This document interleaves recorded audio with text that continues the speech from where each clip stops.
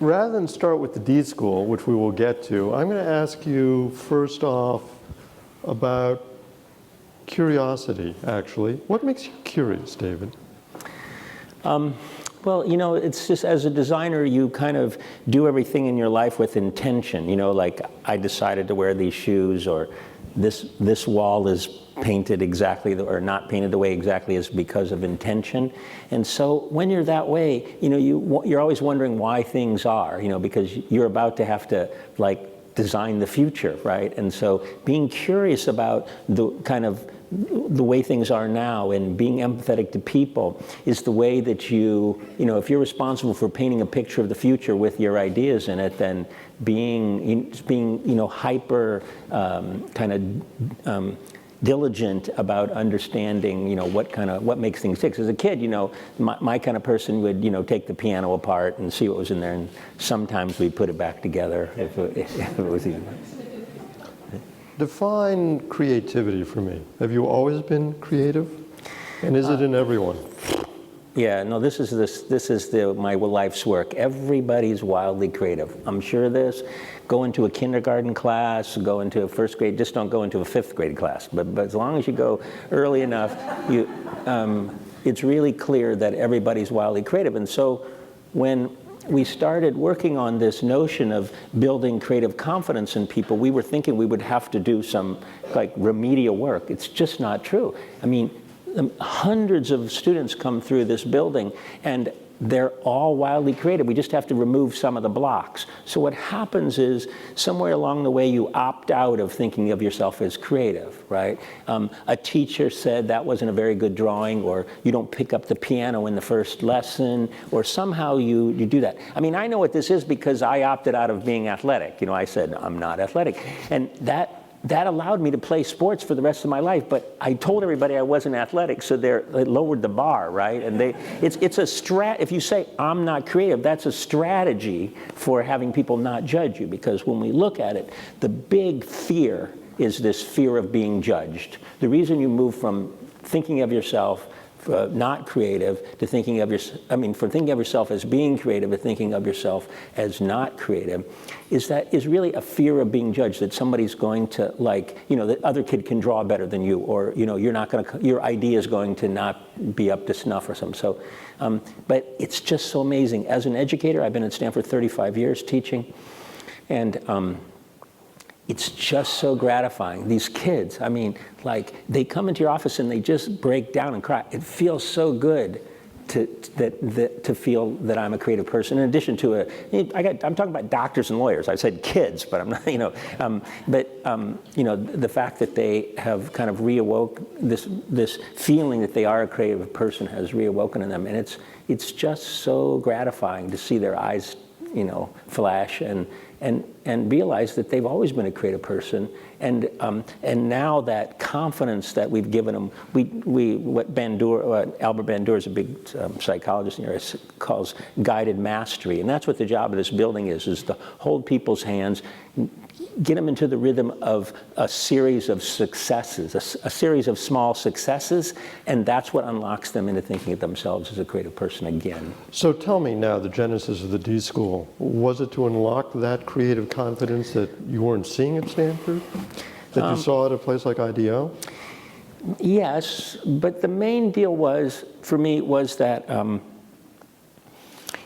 I saw that when we started, people have been talking about multidisciplinary teams for like 25 years. And at Stanford, I can tell you that meant the faculty from different departments came together, they had a meeting, they fought a little bit, and they said, I'm never coming back to this meeting again. Right. And then we said, check, we're multidisciplinary, you know.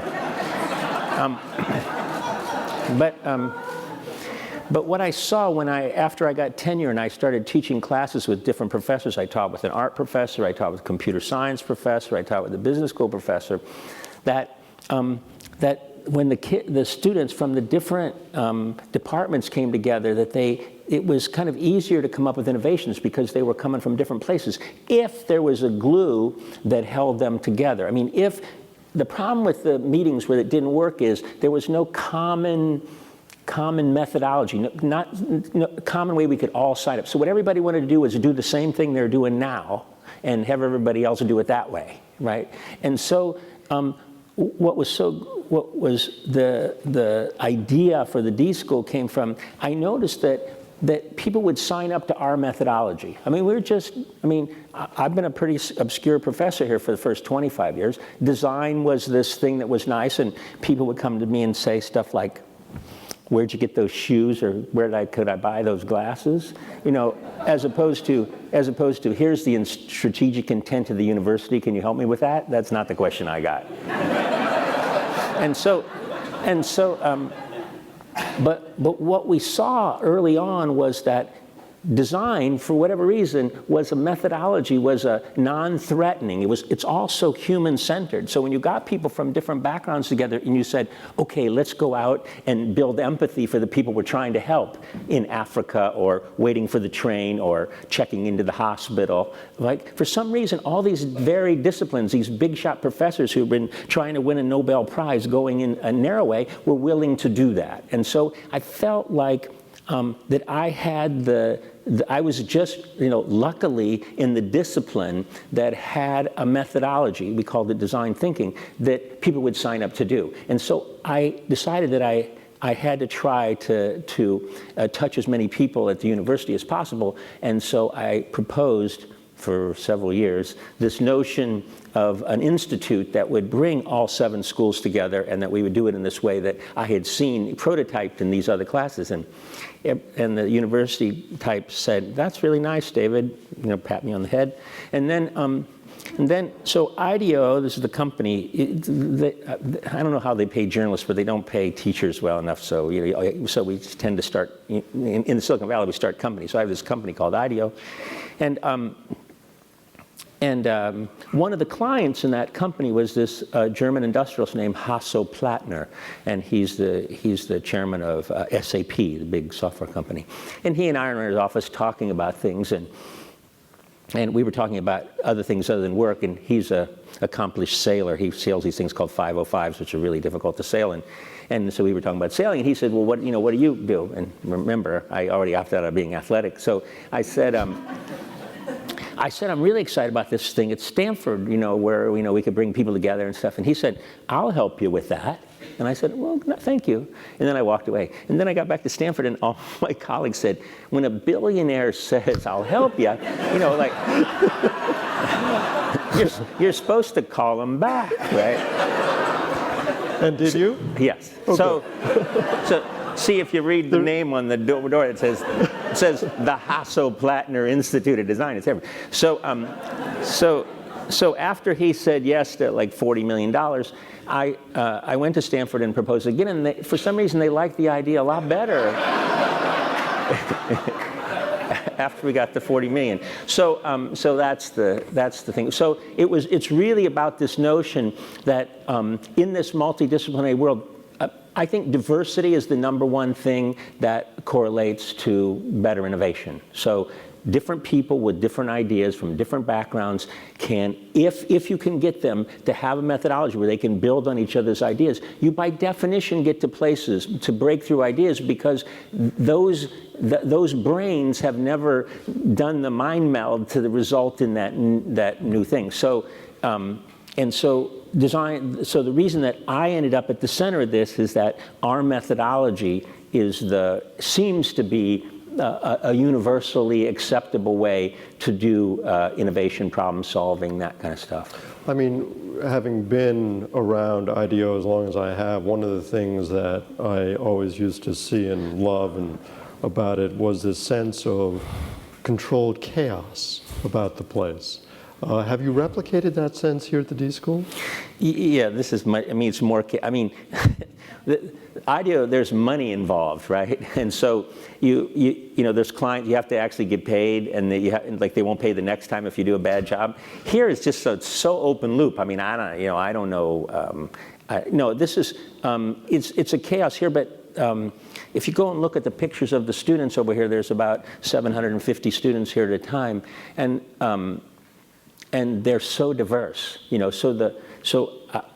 more diverse than IDEO even, right? You think about graduate students at a major university, right? And so it's more chaotic because people are they're more different. But one of the things that we always wanted at the D.school, which I think is key to our success a bit, is that there are no required classes. There are no, we don't grant any degrees. We don't pay the professors. They have to overload this or get their department to pay for them. So everybody who's here really wants to be here, right? And of course you can't tell them what to do either, like in a business, but you know, it's like, no, it's much more chaotic than IDEO. How would you define success then for those who do come to the D.school? It's this flip. I mean, I basically measure how many people walk away confident in their creative ability. Like people come in, like, you know, some think of themselves as creative, but like 10%. And then when they go out, and there's this professor at Stanford called Albert Bandura. Look up Albert Bandura. He's a big dude. You know, like Wikipedia says the fourth most important psychologist in history. Does anybody take a class from Bandura? Somebody must have. Anyways, his stuff is called self-efficacy. Anyways, you should try to read the book. I tried. It's pretty thick. But anyway, what was I talking about? Bandura? Success. I threw off when I was making fun of a big shot. I shouldn't have said that. And it's on camera, too. He's here. Yeah, you know, our success has, if you can call it that, has to do with finding a way to get these students to think of themselves in that creative way, and it's through this confidence they build by doing everything's a project, everything is a real world project, and so they see that they can, you know, that they have this sense of the world and they can do what they set out to do, kind of. Define innovation for me. What is it, and when do you know you've seen it? Innovation is some business, I'm trying to think which one it was, said innovation is creativity plus implementation.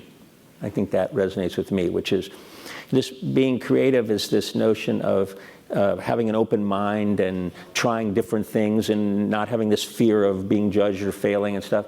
But innovation has, you know, let's do something that has real impact on the world. So taking that kind of new ideas and kind of sorting them and synthesizing them and deciding what to do and measuring its impact is really innovation. And I try, even though this new book's called Creative Confidence, I usually try to stay away from the word creativity because it has this meaning associated with talent and artistic that I don't really mean when I say creative.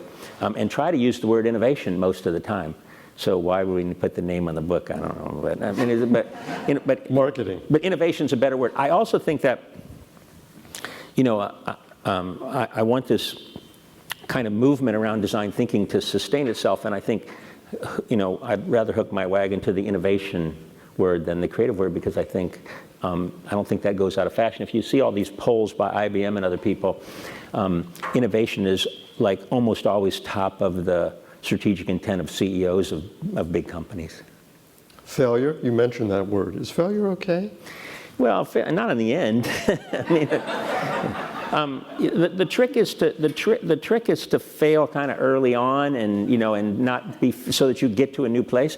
My favorite. So there's a guy who teaches here who's a good buddy of mine named John Cassidy, and Cass started.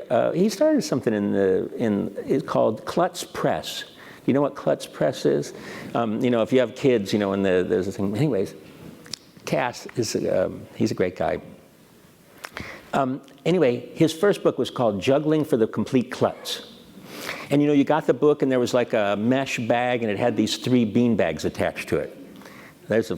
I'm pretty nonlinear. I don't know where to go off on these stories, you know, but anyways, he thought he was so he didn't publish another book for 5 years because he thought he was in the juggling business.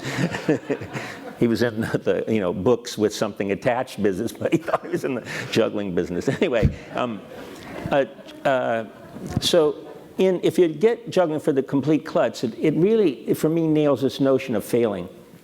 So he teaches you to juggle, and everybody, I mean, like, I don't know, when I first got it, you know, you want to like be the guy at the party that impresses the girls because you can juggle, you know, I mean, that seemed like a worthy task. Anyway, but so what he does, for the first half of the book, all he does is desensitizes you to dropping the ball.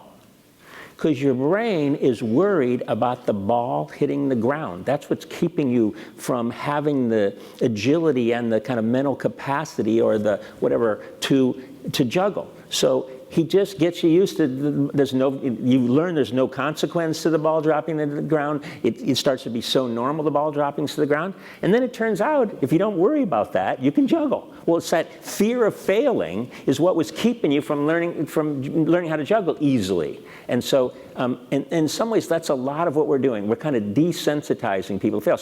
So notice that you're failing early on, but you eventually juggle. The same as in our classes and so forth. We kind of reward a spectacular failure and a spectacular success in the same way in the early stages of the project. Mm-hmm. So that allows you to kind of have insights and build a point of view, you know, that comes from a wider range of possibilities because you're not feeling about failing. But then as we start to converge, we're like not looking for failure, as it were.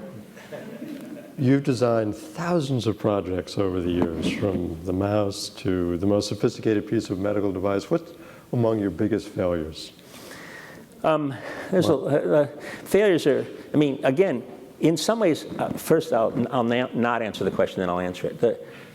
So in our process, yeah, monster shoes. In our, tell them what it is. I'll tell you monster shoes in a second. So the thing is, it's actually hard to fail in our process because it's so iterative, right? So you basically come up with ideas, you show them to everybody that's a stakeholder, including the person who's going to use it. They tell you what's wrong with it, and then you go back and redesign it, or even redefine the problem because that problem was. And so if you do enough iterations, it's hard to have a failure in the end. I mean, don't want to be arrogant, but I mean, we very rarely, because it's built in that we're going to cycle through and improve and show it to the people who matter. So we're not surprised when the product or service gets out into the world because we've messed with a lot of people before that, right? So it's really not. So Richard, Richard has too much information on me. Okay, so we did rehearse this. We've been friends for a long time. In fact, I mean, if I had to say the single most thing that made my whole movement happen, it was this Nightline piece that Richard did. So he had the early word that this was going to be important, or he was lucky. I don't know, but anyways, it's a big deal. It's like shown, and it's the most shown video anywhere. We haven't been able to repeat it even. Monster shoes. So I was in Golden Gate Park. This is going to age me, but I was in Golden Gate Park, and people were roller skating. This is before rollerblades. Roller skating through Golden Gate Park. They probably did it in Central Park and stuff. There's a little like a van of some kind, and you could rent roller skates and stuff. And so there were some. And when I got there, they only had white ones. You know, I mean, the men were wearing black ones or brown ones, but and the women wearing white ones. This is really aging me. Anyways, and so I wore white ones, and there was something wrong with that for me. You know, it was like wearing a dress or something. I couldn't handle it. So in some ways, I was looking at those things, and I was saying, what could we do about this? You know, just the skates and stuff. So I had this idea about putting trucks, you know, some injection molded plastic, beautifully designed Peterbilt trucks, the shell, which you slapped over the roller skates, and then it would be very manly to ride around, and you had these trucks over your roller skates. And so I got all excited about it, and I spent a lot of money making prototypes personally. And then we started showing we started showing them, and nobody liked them. I was like, you know, really? I was just one person, I guess. So anyway, so we went so we said, but still, this is a good idea, putting stuff over the top. And so we asked them, to the kids, and we asked them, what would you like on your shoes? And they said monsters. So we went from truck skates to monster shoes. So we got rid of the skates, and now we're making these, well, you've seen them, so you're a little, I'm looking at you like you don't know, but you know. And so I take we'd made these monsters that you laced in. So picture this as like a monster, and it's laced into the shoes. You know, the laces are going through this little piece of, rubber monster thing. Anyway, I'm not going to tell the whole story, but it's like about how badly that failed. But it just, it didn't go any. Well, we didn't get into the iterations. We were so excited about it, we just started making them in Hong Kong, and that didn't work either. Didn't work. I probably still have a few thousand of them in my basement if you'd like some. In fact, at the end, he's going to be handing them out to everyone. You've got a process called Build to Think. Right. What is that about? Build to Think. Well, we really, not to be against the kind of business school doctrine or whatever, but we really have believe at IDEO and the D.school that that the kind of fastest way to get to an innovation is to not do a lot of strategizing and planning, cash flow analysis out 10 years and stuff like that, and that all that planning is useful, but after you've done what we would say building, we call it a bias towards action. So if you want to improve the experience of taking the train to San Francisco, right? You could start analyzing the train and all that stuff, but what we would do is just go talk to Caltrains and have them give us a car and try a bunch of stuff, like tear the seats out and do stuff, or serve coffee on the platform, or try to get our bikes on, just do a bunch of stuff. So we think it's a way of thinking. This building, this doing, prototyping, whatever you're going to call it, is a way of thinking, as opposed to the kind of grubby thing that manufacturing does after all the decisions are made. Right? And so we spend a lot of time getting the students and at IDEO to kind of, how can you be really clever about jumping right in and finding out as much as you can from building? And we don't mean in a machine shop. We mean, doing something in the real place with the real people.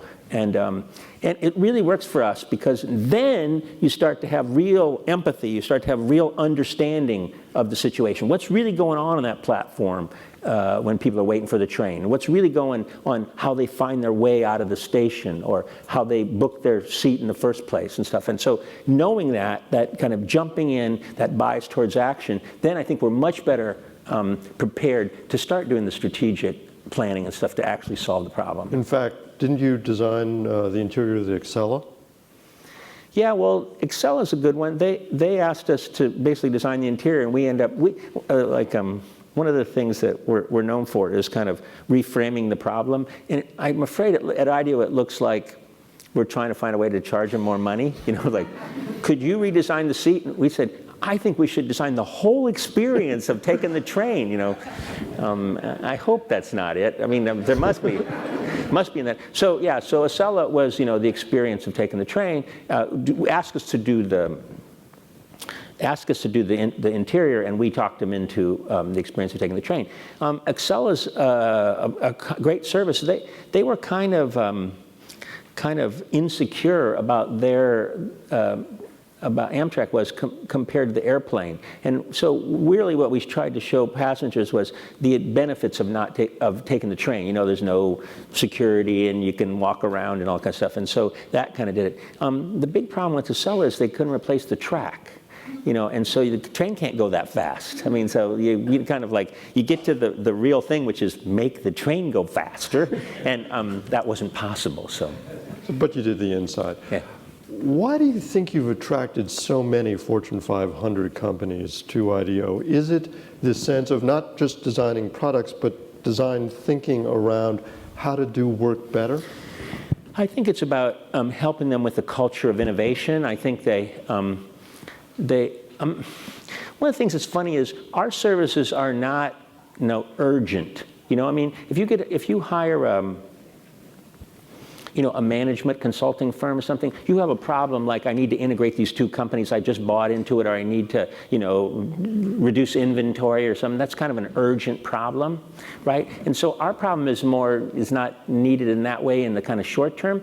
And so the way we get hired is, when a company's going through what's their strategic intent, and how are they going to, they start to see sales falling off of a heritage product that's been selling for years and years, and they've always been in that business, and so they need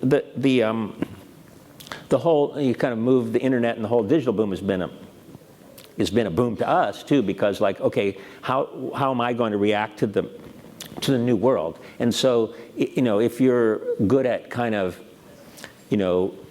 understanding your users and painting a picture of the future, that's a good thing. So I think I think companies want to be able to routinely innovate now. I mean, it's not enough to kind of have an idea, for the instant camera and then milk that for 40 years. Doesn't work anymore, right?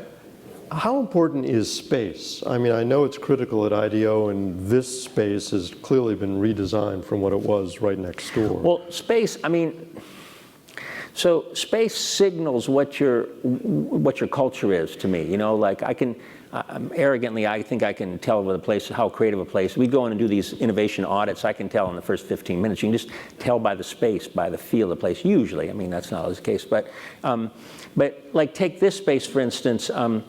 When we started looking at it, the main thing to do was to make the space not precious, right? I mean.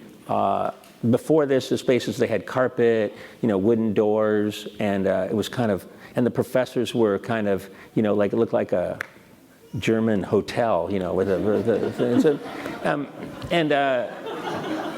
and so we wanted to make it precious. The other thing is we wanted to lower the status between the professors and the students. And I'm saying you can do that with space, right? You can do these things I'm talking about space. And so instead of having like a sage on stage kind of approach with the chairs and stuff, this is the D.school is all student space. And so if you come, there's no students here, so it's hard to see, but if you go in any of these rooms, there's students working on their projects 24/7. And when it's time for me to come and give a lecture or a talk, I come in to their space. You can imagine how much more comfortable they are in their space than the old way where, it was like coming to my living room and you not being able to eat, or you had to sit up straight and that kind of feeling, right? Because they were all in, and so here, that lowering that status is very important for them to feel comfortable to come up with ideas and so forth. So the space can do things like change the status. When you interviewed me a long time ago, we were talking about in corporations, and like status was you had a big corner office and isolated yourself from everybody else. And we talked about how maybe you could just give the vice presidents a big red ball, and then that made it clear they were vice presidents and they had all the status, but they could because they had the red ball, but they could be out in the middle of the room and actually be useful to other people, right? But one of the things that we know about IDEO, and I'm sure you've done at the D.school too, is that the professors and the adults, quote unquote, have to make some decisions at some point. It just can't be the teams, correct? No, it can't. Well, yes. I mean, yes, no, yes. Well, the university does have this hierarchy. There's the professors and students, and like as much as we want to do that, in the end, the professors give the grades and decide who's in the class and stuff. So yes, in that sense. But we like to think that the marketplace, that the users are the highest authority, right? So we have classes where you have to release your product or your idea into the world, like put it on what's the where you put it on, you raise money. Oh, Kickstarter? Kickstarter. And so everybody in the class puts their project on Kickstarter. Whoever gets the most money, that's the best grade, right? Or we have a panel of users and they grade. So we try to get it to the point where it's a meritocracy around how, because the professor can't, when we work on real problems, so the professor can't have all the right answers or even know what's the right, I mean, if you're not an expert at some kind of surgical procedure and we're designing a surgical tool, the person who has the highest status there is the person who's using the tool, not the professor, right? So we try to make it, user chooser, we say, but you try to make it so that that it's a meritocracy and that so all of our classes are graded by a jury and, well, forget grading, I mean, they are graded by a jury, but the critique is done by people who, we bring in the actual people that will benefit. I mean, and I'm talking about if it's in India, we go to India. I mean, and so that the notion that you're getting a real answer rather than what the professor, thinks is right. And so we try to make it that as real as we possibly can. Have you been surprised by the rise of social media? Yeah, I'm an old man. I think that's a question, that's an age question, right? I mean, I don't think my daughter's surprised by it, right? She was like, it's like, for her, she's like a fish that doesn't know she's wet. It's all around. It's, it's like, and so yeah, I've been surprised. I mean, but I've been surprised by all kinds of things. I have some buddies that started this thing called Airbnb, and you go and stay in somebody else's house, and they're not irritated that you broke their tchotchke China doll, and so I mean, and Kickstarter was a fabulous idea, and so I'm surprised all the time because I'm not the central persona. Like Zipcar is really successful around here, but I'm not the central persona. I have 30 cars and I love horsepower, so I'm not the right guy for that. So, I think it's, I'm just trying to be open-minded about the new stuff, right? Would be the way I look at it. But yeah, social media is amazing in how it gets, you can, the stories of, we heard a story yesterday about this company, I can't think what it is, in China, where kids, little beggars, little children that were kids, are probably kidnapped. And so they started this group started taking pictures of little kids and on Twitter and putting them out there, and lots of stories of reuniting them with their parents. I mean, how would that have happened before? Speaking of technology and technology gurus, Steve Jobs was one of your closest friends. What did you teach Steve? Wow. I taught him how a friend reacts when he's being beaten up. That's off the record.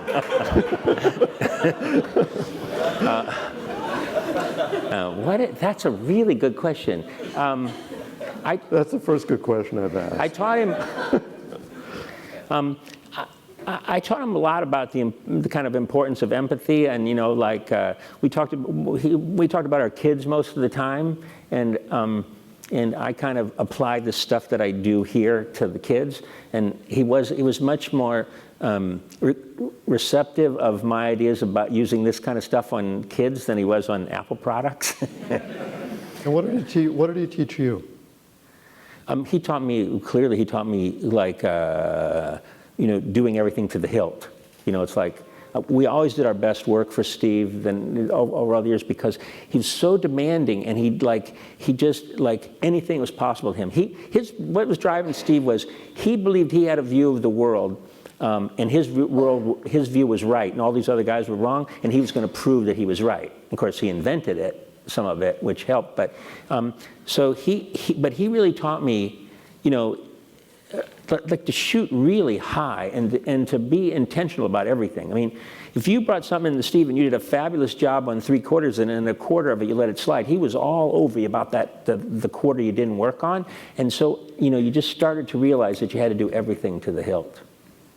So my last question before we open it up is, among other things, David is a guy I hug every time I see him because he was on death's door. How did that health challenge change your life?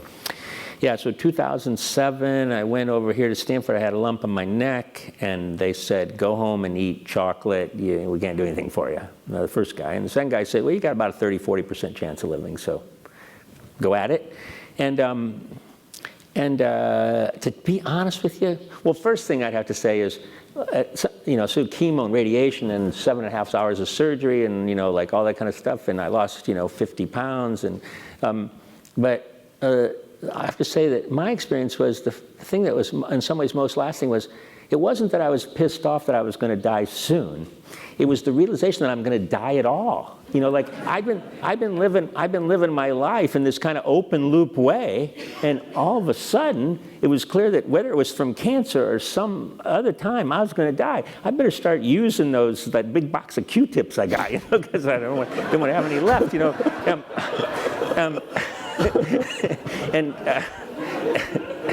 And so that was the thing, and the truth is that it was hard, and it was amazing because it wasn't that I have a daughter. I married late in life. I have a young daughter, and so I was thinking, oh geez, I'm going to miss her growing up. And that wasn't enough to eat the Ensure and get through feeding tubes and all that kind of stuff. But then one day she was there and I was looking from her point of view. So it's this kind of empathy thing again. I'm wearing her shoes and I'm thinking, what's it going to be like to grow up without a father? Right? And boom, all of a sudden I started drinking the stuff and gaining weight and getting back. Because you put yourself in that position. But and so while I was sick, I made all kinds of deals with God about how much better person I was going to be. And so it's been 5 years. I'm back to my old habits. But you do have this sense of kind of being present and enjoying the day. So when you and I were sitting, before I was sick, when you would come and I would see you, and I'd be talking to you, but I'd be thinking about the 27 other things I had to do today. And so when Richard came, he and I sat down and talked about his kids and my kids and stuff, and I was present for that 10 minutes back there, which is totally different than what I was before. And so I think that's what you do, is that you kind of your kind of sense of what's important is fixed. One of my old buddies here at the D.school says, if it's, like I'm all wound up about, I got the full-time job at the D.school, I got a full-time job, and all these things I got to do. And he said to me, if it's really important, somebody else will do it. and that was just so antithetical to my, I like to control things. I want to get things done, and so, so I let other people do it. With that, we'll take some questions. We didn't even talk about the Knight Fellows. I love having Knight Fellows in my class. Where's Bruce Benson, class of 73, and I'm inarticulate in this question because I can't frame it in my own mind, but Justin is doing stuff for the Knight Fellowship program, and I think the stuff that I've been exposed to this weekend is important and needs to be done. At the same time, journalism is a process and not a result. And journalism is the process of observing other people's stuff. And I'm wondering if we could get your input on what to me is kind of an inherent conflict between the idea of people who observe others and their stuff versus people who are now becoming producers of the stuff instead of observing. So it's funny that design thinkers are exactly like journalists. One of the reasons that journalists do so well in our classes is we observe. That's what we say we do, is that in order to build empathy with people, we observe them. We don't interview them much. We observe them because we think that we can see them doing things that they have trouble with. If we want to design a new piece of software, we just watch people using the software and look where they grimace. And we know that there's a mistake in the software, a problem in the software there. So the people in the classes in the D.school are primarily observers of people to get their ideas, to try to understand the kind of, to have empathy for them. So we're watching people use a soft drink machine, and the anthropologist woman next to me says, "You think it's right that the Pepsi comes out at your ankles?" Well, I didn't see that, you know, I mean, because it was so normal, and I'm a mechanical engineer, so I see, you know, I see the Pepsis falling down the machine using gravity, and you know, no, I think that we're converting people to being more like journalists than they were before, because they were concerned about the objects, or the design field was about making pretty things, and now I think that this point of view is understanding what's meaningful to people. What do people resonate? What's meaningful to them? What do they care about? I think that's a lot like journalism. So you see it that way. We see it that way. We don't see it in conflict at all. My name's Diane Aubrey. I'm the spouse of David Aubrey, who's class of 1980. You early on, you kept saying something about our methodology, and I just wondered if you could summarize that methodology for us. Sure. Our methodology, and by the way, you can go. The Gates Foundation asked us to publish this human-centered design toolkit. Is online. We do, and we publish. Everything we do, we push out into the world is open, and we do it for the educator's toolkit. You know, we pick a profession and we put it in terms for their profession. So I highly recommend the educator's toolkit or the human-centered design toolkit from Gates Foundation. It's all, everything's online. But because I won't do a very good job in two minutes telling stuff. But our methodology is really this notion of uncovering non-obvious latent needs that people have so that we can do something useful for them. So the early phases are like the understand phase, where we find out, you know, what's going on in the world, and then the empathy phase, where we actually do this kind of anthropology kind of work, and then the ideation phase, where we use all these people from around the world, you know, or in the team, and come up with possible directions, and then we develop a point of view. Point of view is defined as a user need plus an insight. So from doing these first few phases, we have an insight.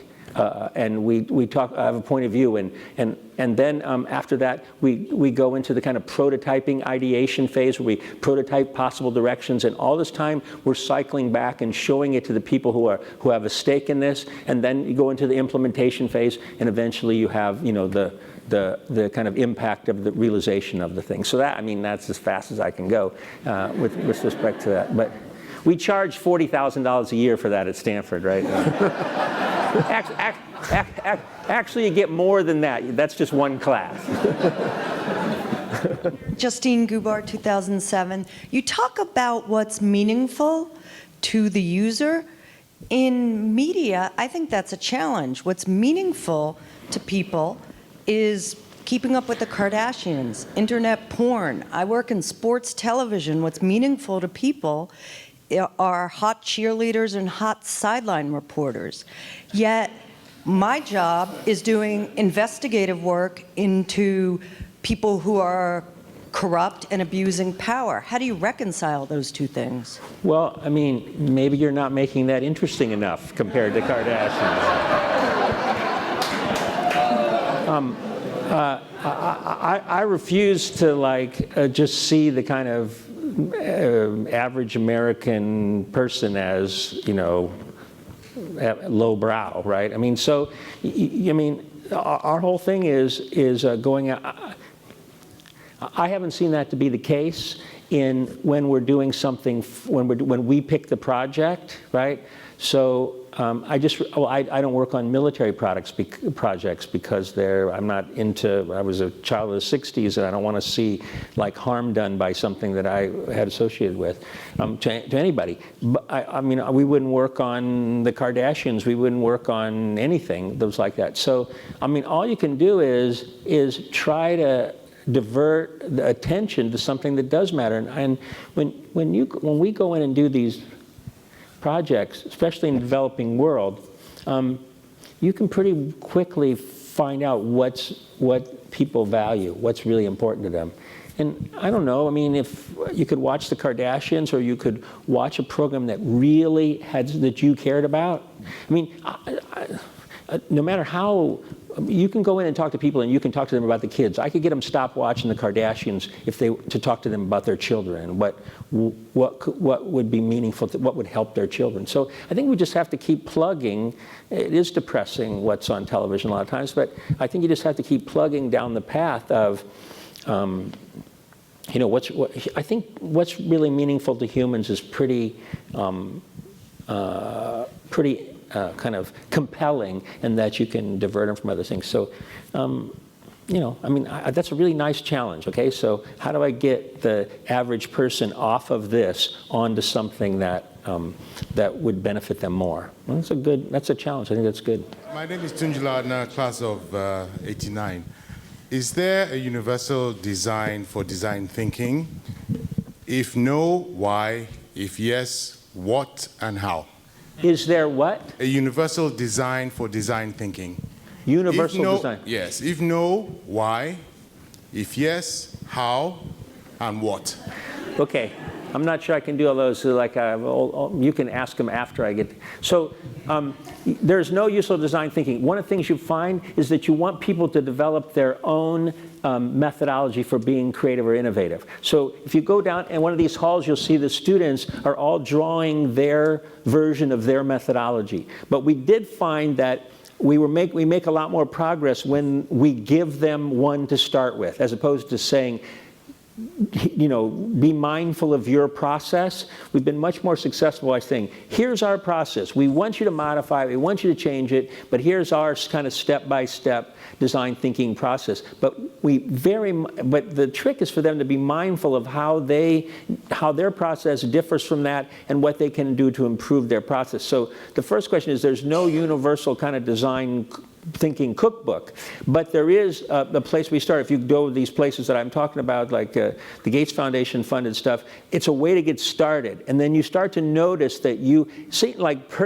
more gregarious, outgoing people have it easier with the first phases where you're going out into the world. And, some of the people who are more kind of analytical have, in the later phases have. So, and so you therefore have to change if you have trouble with a section, maybe you need to break that down into multiple stages for you, and that you do it in different ways. So there's no universal thing. And in fact, we encourage people over and over to be mindful of the process and rechange the framework for what their process is. And so that's how we make it unique for people, is we care about making it explicit that you're mindful of your own process.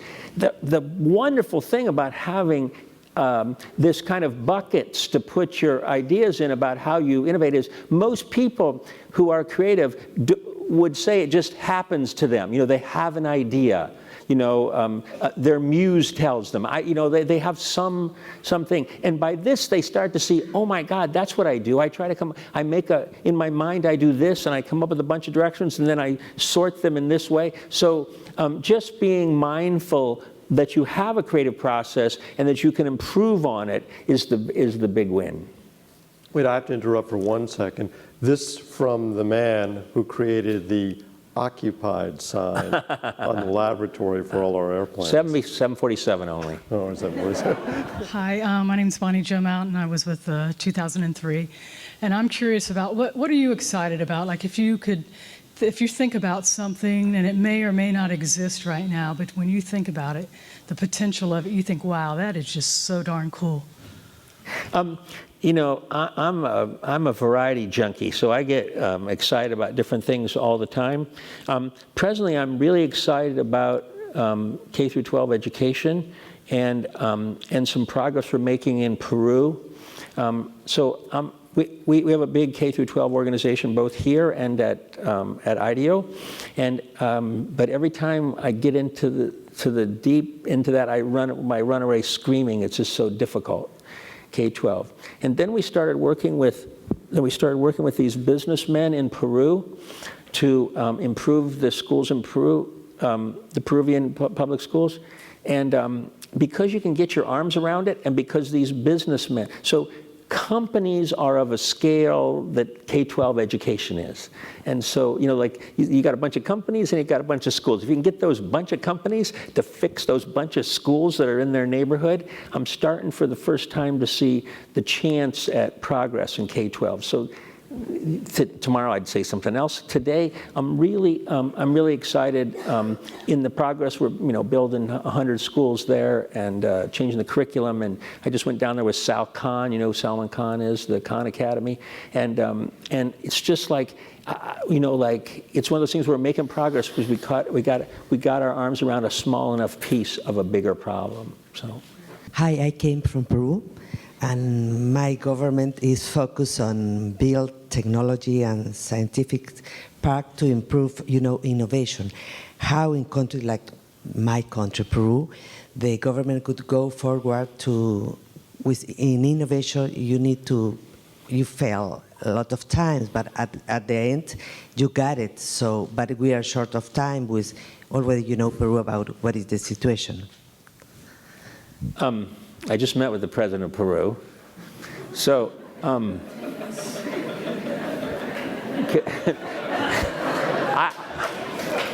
I just can't bring myself to say what I would say in front of this many journalists.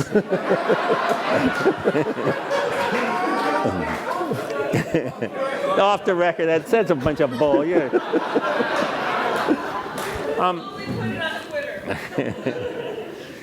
No. So diplomatically, you would say. No, I mean, Peru, my experience in Peru is the experience in anywhere else is there's plenty of entrepreneurial spirit in Peru. I mean, fantastic. There are fantastic businessmen there. Carlos Rodriguez Pasteur is a fantastic man. I mean, he's the Steve Jobs of South America for me. I mean, he's fantastic. Anyway, and so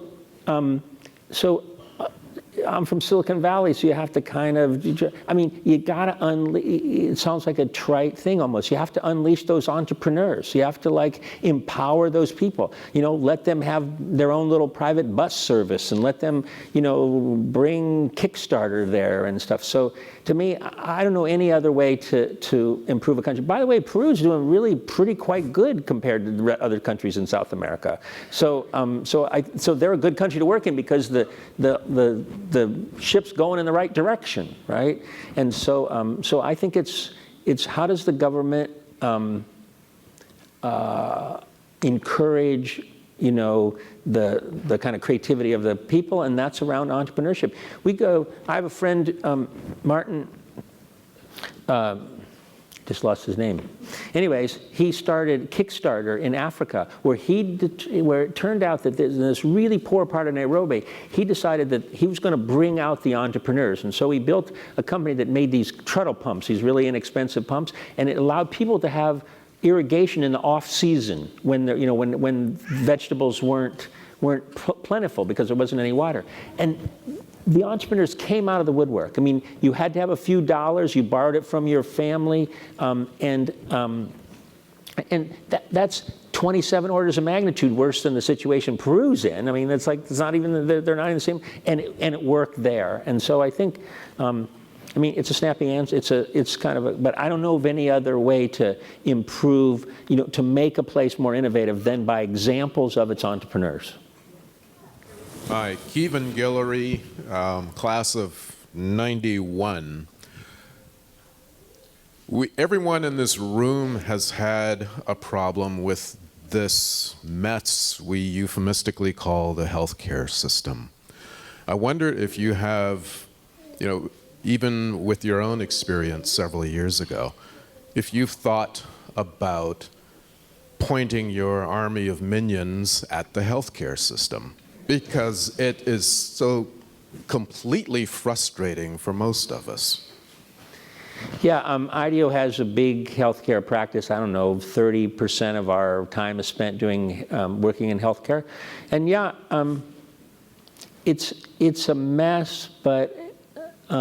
Healthcare, I think, unlike K-12, maybe. Well, there are little brush fires. Little tiny fires of place. It's not. There's no big forest fires where anybody's fixing it. I'm trying to say, and I didn't go very well in the metaphor. But there's a bunch of little examples. It's like the future of healthcare is already here. It's just not evenly distributed. And so I think the solutions that we're working at is is to find something that's working on a small scale in some place, and then, you know, like try to scale that. My colleague here at Stanford, Bob Sutton's writing a book on scaling, and it seems like so many of the problems we have today are like, there's a little thing in K-12 where there's a really great school in New York that's doing something. How do we scale that to how that affects other people? It's the same thing, I believe, in healthcare, which is there's a bunch of really interesting little things going on that can make a difference. We just need to scale it. So we are working on it. I got on the cover of Business Week for the work that we're doing with Kaiser Health around making nurses the innovation engine inside of healthcare rather than somebody else. And the nurses really are really capable of real innovation because they talk about empathy for what's going on. They know if you get the right ones and you encourage them in the right way, the nurses can be the ones coming up with the big solutions. And we kind of proved that at Kaiser, I think. I just wonder if you have any media companies as clients, newspapers particularly, and how might you focus those tools on solutions that we all really desperately need? I don't know the answer to that. I'm sure we've worked with newspapers before. When the new kind of e-readers and stuff, we had tons of that work when they first came out. The only project I remember was with a magazine that will remain unnamed. And when we went and looked at it, we decided that it wasn't this magazine. The writers were not very collaborative. It was more like there was their own painting. It's like there was these bunch of rooms, and it was like each person was doing a painting in the room. And if you came in and said, I think, you know, if you say you need more green in that painting, they would have spit at you and said, get out of my office, right? It's my painting, right? So why are you talking to me about that? Anyways, and so tried to get them to like put their work up on the wall, you know, next to their office and let anybody kibitz. And then you didn't have to accept the stuff that they gave, but the whole magazine was working on your article rather than you were working on the article. I don't think that took hold in this particular place, but yeah, I mean, you know, this design thinking stuff is my religion. I mean, I believe it kind of works on most things, and so I think if you really have like instead of trying to do everything for everybody, if you really decide to take on we call it the central persona, you know, and all the secondary personas around there, and you try to do a fantastic job for the kind of person that you're trying to reach, that you can make them a raving fan of your work, of your newspaper, and then hopefully it grows out from there to these secondary personas. So to me, it's about focus. I mean, everybody's trying to do everything for everybody. If you look at I have a friend who's like an editor of a magazine, but it's a really narrowly focused magazine. They're doing fantastic.